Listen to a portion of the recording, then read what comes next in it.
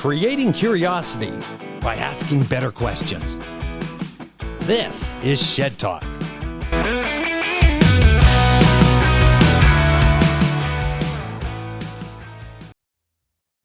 Connor Curran, the visionary founder of Local Laundry. Discover how the encounter with a laundry machine in 2015 sparked the idea to make local laundry and led to the birth of socially conscious Canadian clothing brand. Join us as we explore Connor's mission to create a positive impact on both people and planet, and the remarkable evolution of local laundry into a symbol of social good. Connor Curran, thank you very much for joining me on Shed Talk. It was an honor to have you here. Thanks so much for being here. I really appreciate it. I'm really looking forward to having some fun. Well, I hope you're looking forward to having some fun, because I know when you first came on, like you're coming on, I had to think out, what is local laundry? Yeah. I thought it's a laundry company. Yeah. So you got to tell me a little bit about it. Yeah. So Local Laundry, we're a Canadian-made clothing company that aims to build community in every single thing that we do. We're on a mission to raise $1 million for local charities by 2030, showcase that just because we're a small business doesn't mean we can't have a big impact. And we help, customers, regular, ordinary people feel better, look good, feel better with their clothing. But more importantly, the big part of our business is helping corporations, organizations create better swag, create better apparel for their team members, for their customers, in order to build community themselves. Okay, so question for you then. Was back 2015, you ran into that, obviously, the sewing machine? Oh, wait, laundry machine? So how did the idea come about? Well, we were living abroad in Sweden and in a house not too much bigger than the shed. And we had this nightmare Tasmanian devil of a washing machine. And every time we did a load of laundry, it would dance all along the shower. And it was an absolute nightmare. And after losing a particular bad bout with it, and there was just soaking laundry all over our bathroom floor, I started looking at it and I thought, people really want to support local craft beer, farm-to-table food.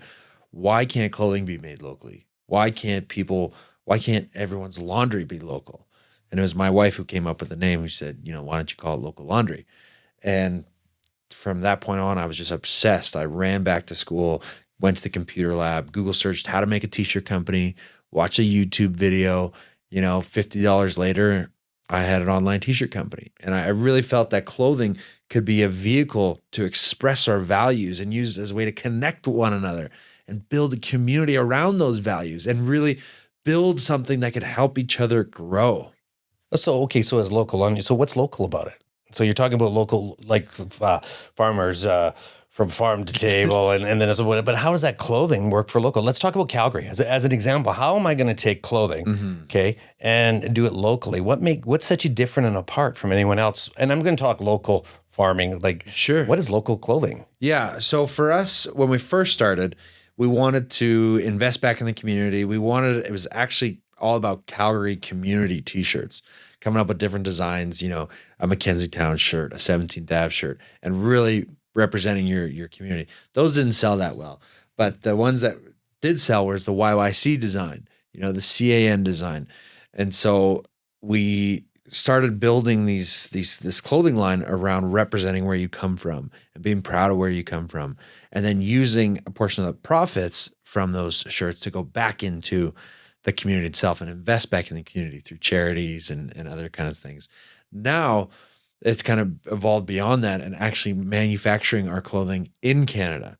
So when all these other companies are offshoring, we actually onshored and we dye, knit, mill, cut, sew, print as much as we can do here in Canada. Some in Calgary, some outside of Calgary, but we're trying to help revive the Canadian textile industry. We used to actually make clothing here.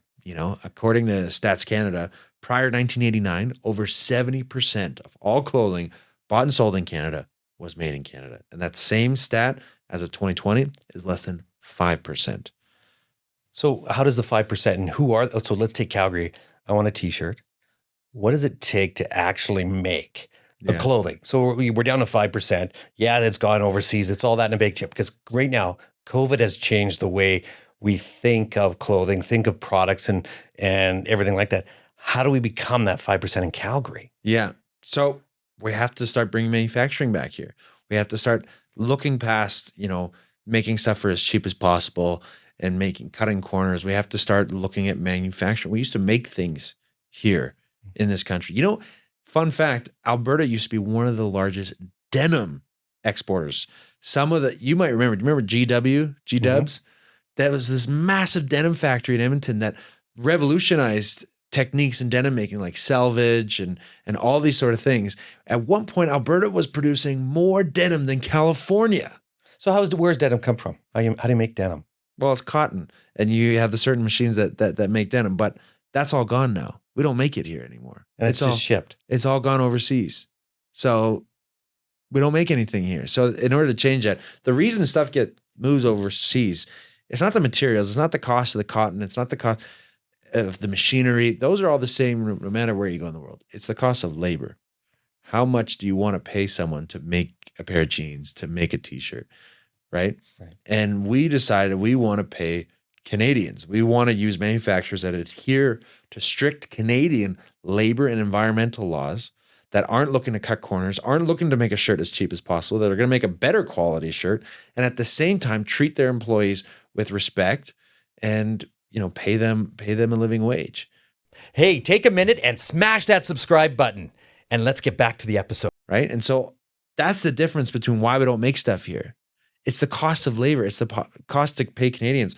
And the environmental and economic impact when you choose to pay a Canadian, and yes, it is significantly more expensive, but when you make that conscious decision, it has a ripple effect like you wouldn't believe on the environment, a reduction in your carbon footprint, all that good stuff.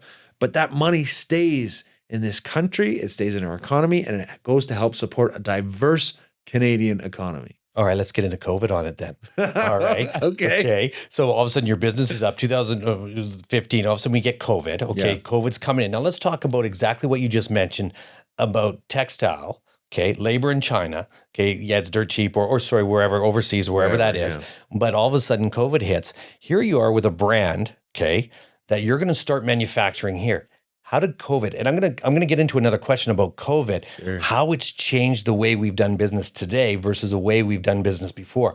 Those little hints or those little things that COVID has done and highlighted, like example, skip the dish, and I'm gonna use them as an example. How all of a sudden it blew up, Zoom blew up.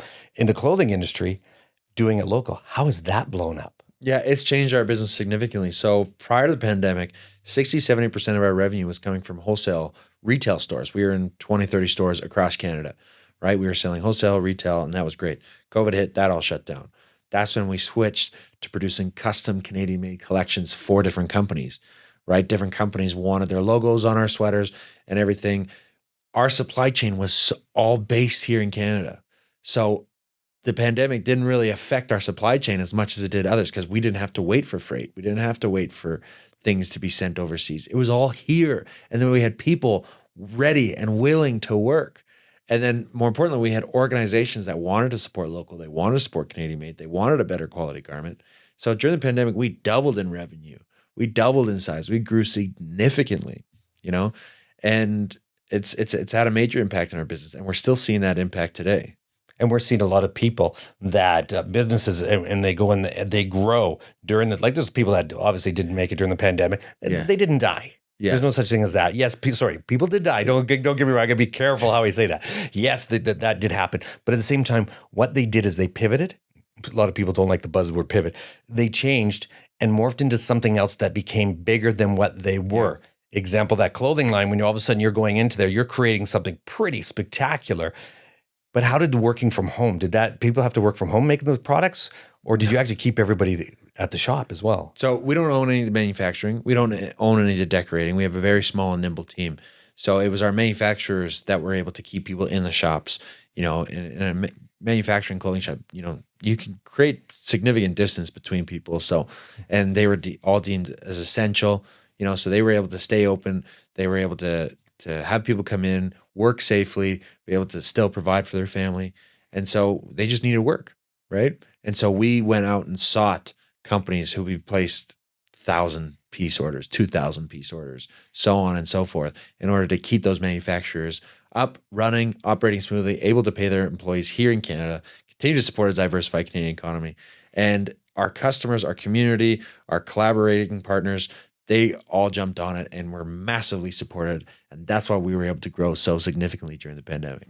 Now, growing during the pandemic, what's your greatest challenges in the sales aspect of it? Because was it Zoom calls? And I'm talking about cold calls. Let's get right down to actually the nuts and bolts of this. You got a brand new, how were you going after? And as a start, and we're really at a startup, but you're on a big growth.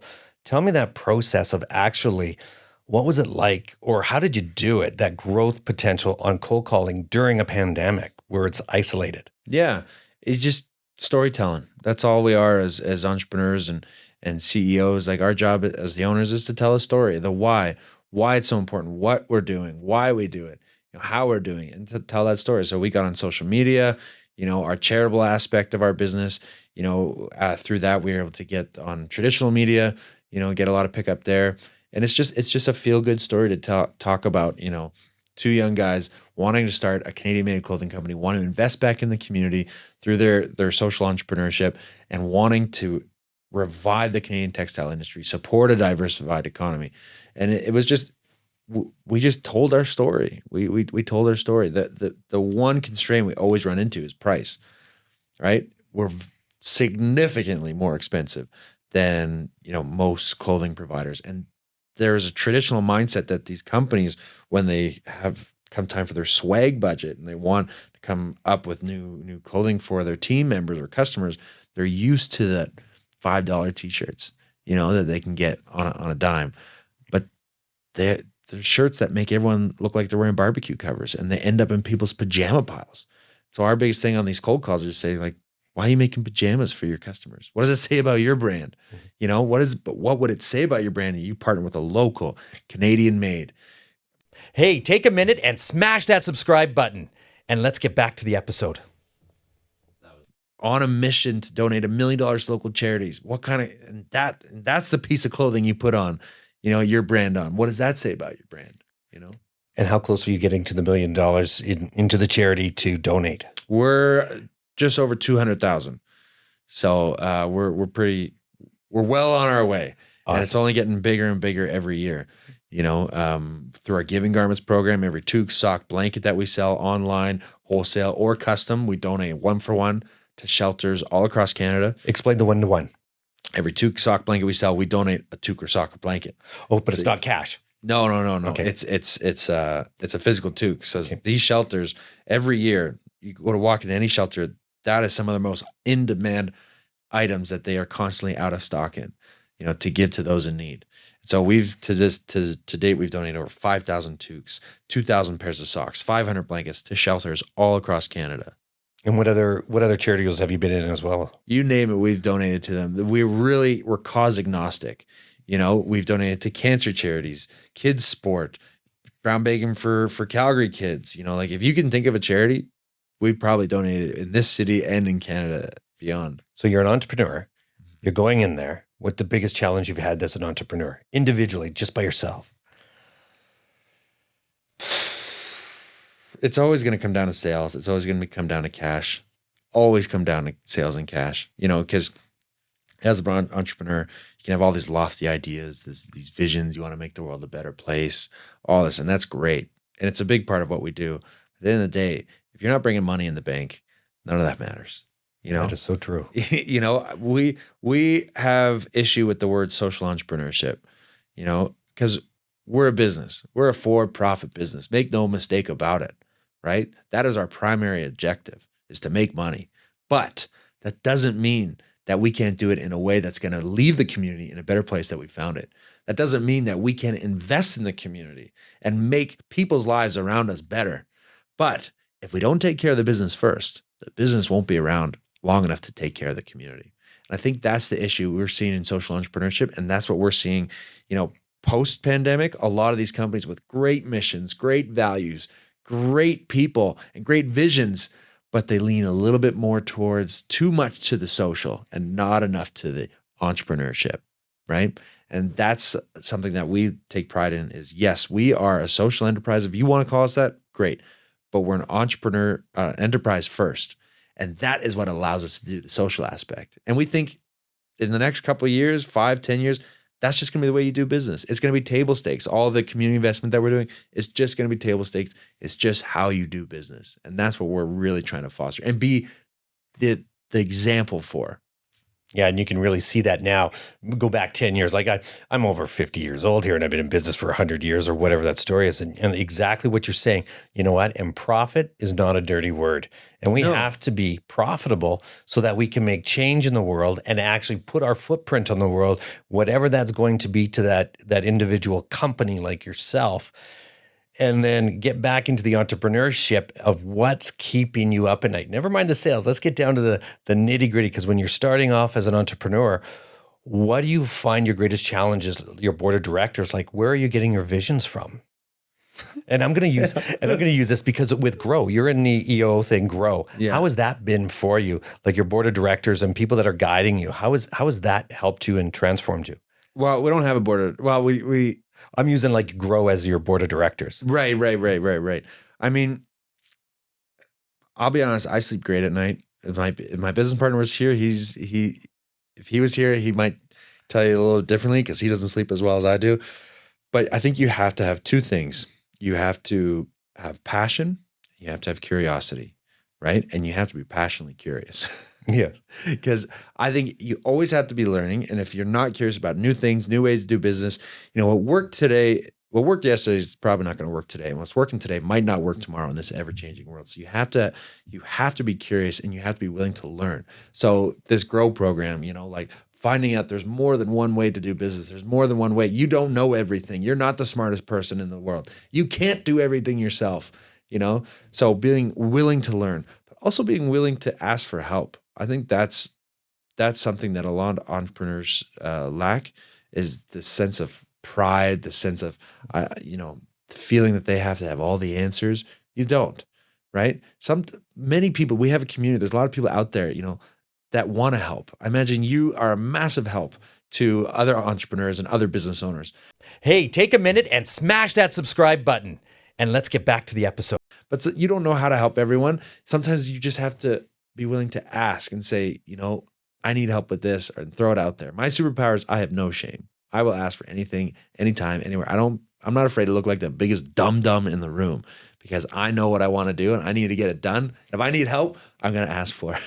So if you're going to say to any entrepreneur that's going to go in and they're going to start out, what would be the one advice that you're going to tell them? And not being a dum-dum, because you're not a dum-dum, like you said, is that shame. What would it be? Well, it's something that you touched on just before we started rolling here, is be an action-oriented person. Take action. Stop talking about it. Stop complaining. There's no such thing as venting. Stop talking about it and go do it. I love John Rockefeller. He says that excuses are an illness. Excuses are no good for anyone. And he also says the only thing that can soothe an anxious mind is action. So if you're stressed about something, if you have anxiety, or you just have an idea, take action. Always be moving forward. Doesn't matter how big the step is, keep moving forward. And that was kind of what got us through the pandemic. That was our mantra. Every day we're just going to keep moving forward, onwards and upwards. So you guys are right now, you're growing. Okay. You've had your greatest thing. Now I went on social media and I looked, and all of a sudden, here it comes. You're looking at taking over a company. Yeah. Do you want to get in a little bit more into that? Yeah, absolutely. Our plan for growth, we have no investors, no long-term debt. We don't want to take on other partners. So our path for success and path for growth is growth through acquisition. There's a lot of clothing companies out there that started around the same time as us, that have the same values. And just the fact that they have the same values as us, already puts us all at a disadvantage, because we care about the community. We care about the environment. We care about all these things that the big dogs don't care about. And all these little things, they add up in cost and time and effort, because it's hard to manufacture in Canada. It's hard to donate, be on a mission to donate $1 million to local charities. And all these other companies are facing the exact same things. So our path forward is, why not we all do it together? Why not we partner up, band together, keep all the individual brands and everything, but they are building community in their own unique way. They serve a different, maybe demographic than us, maybe in a different geographical location or a different audience, but they have the same values and the same commitment to building community as we do. So why do it alone in different silos. Why can't we all do it together? So right now we're in the middle of, we just wrapped up negotiations for our very first acquisition for another clothing company. And we're looking forward to acquiring and partnering with many, many more. So quick question for you here. The past dictates the future. Now, you're in the clothing industry. Now, have you looked at the clothing industry? And it's, when I talk clothing industry, it's like I look at like not gimmicks, but you'll have shirts, you have a whole product line of 20, 30. Is it different than like ordering I wouldn't say like pens and pencils, correct? That's something totally different than that. Is that correct? I mean, merchandising company, merchandising. Yeah, like companies. promotional companies. Yes, that's it. This is not promotional companies style. Is that correct? We're trying to change the way that companies look at their relationship with their promotional company. Perfect. And the reason, and what I'm getting at is I'm going back is from the past dictates the future, because there's been companies way back in the day that looked at that, good, bad, or indifferent. And then all of a sudden, because like the businesses that I've been in for like 30, 40 years, there seems to be a cycle. It comes around, goes around, does it again. Yes, it's changed. COVID added a little dynamic to it. We changed, our posturing changed a little bit. All of a sudden this. So it isn't anything different. It just adds a different value or a different flavor of the month. So it's been interesting because as you're growing and you're getting into this aspect of mergers, acquisitions, how has that process been with the actual team you're with? Like, what's that flavor? Like, somebody wants to do it. How does that work? How do you make that first contact? What do you mean? Like contacting the companies. The companies. Like, how does that first conversation come to? Again, I'm going to go back to, here we are throughout all these years. There's this company A, company B. I understand. Who is actually going to transfer? They don't like you for whatever reason. This guy doesn't. Do you have a mediator? Okay. Do you have a hedge fund? Do you have this? Who makes that first contact? Like from somebody out there, how do they approach somebody? Yeah, I understand. And that's where we think we have a really unique differentiator. Traditionally, you have all these promotional companies and they're promo A, promo X. They have no brand. There's no distinction between them. And if they do have a brand, it's only B2B facing. It's not consumer facing. We're coming at it with a unique way. We are a consumer brand first, right? So people see us on social media. They see us out in the community. They see us doing stuff like this. And then they go to their day job and they go, oh, we got that event coming up. We need shirts. Well, why don't we use those guys? Look at what they're doing. Like, I believe their values align with mine. Their values align with the company. Let's go with them. Maybe they're a little bit more expensive, but people are going to be a lot more excited about these shirts than if we just got, promo A shirts with a Gildan label on it, So those are the people we're contacting. They're actually our e-commerce customers. They're individual customers who bought from us before they know us. We probably met them 1,000 times. So that Gildan shirt, just because you said that, that's all I can see, because Gildan just reminds me of a promotional product. It's on my back and it's Gildan, and you wouldn't wear it out to dinner.